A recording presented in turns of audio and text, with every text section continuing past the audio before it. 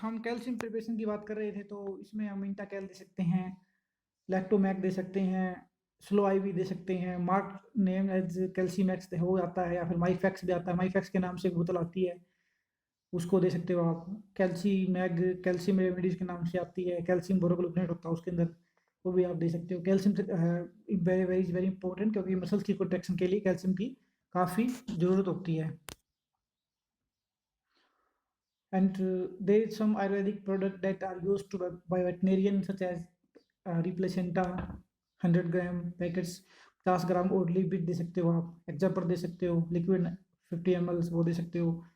Prostaglandin injection भी दे सकते हो आप। प्रोस्टाग्लैंडिन इंजेक्शन में क्या होगा कि उसमें होता है पीजे 12 होता है, इन सच वेटमेट होता है, वेटमेट के नाम से आता है। 2 ml लेना इंटरमस्कुलर आपको, लिटरलाइज के नाम से आता है 5 ml इंटरमस्कुलर, या फिर इंटरवेट का प्रोसोलविन 2 ml आता है।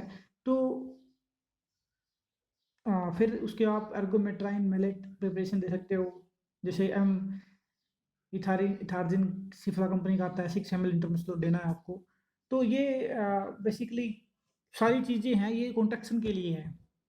आपको दो ही चीज़ों पे काम करना है। First is you have to increase the contraction.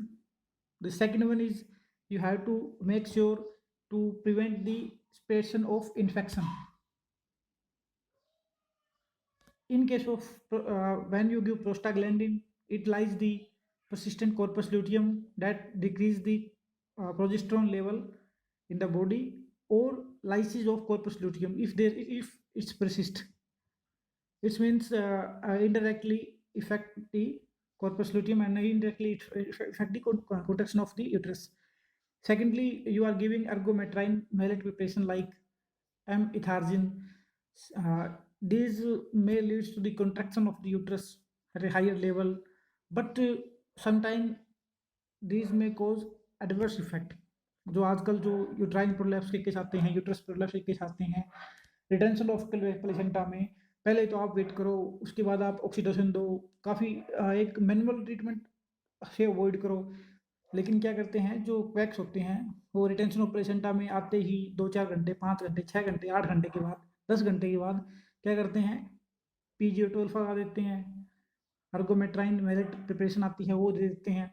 वो क्या करती है, एक सीवियर कॉन्ट्रैक्शन कोज करती है, जिससे मसल्स की अटैचमेंट है, स्टार्टिंग पास्चुरेशन के बाद मसल्स की जो अटैचमेंट होती है काफ़ी लूज होती है, और उसके कारण ज़्यादा कॉन्ट्रैक्शन के कारण क्या होगा कि देर विल बी प्रोलैप्स। जो प्रोलैप्स के केस आ रहे हैं वो बहुत ज़्यादा आ रहे हैं, तो ये एक बड़ी बड़ी प्रॉब्लम है इसके ट्रीटमेंट के लिए।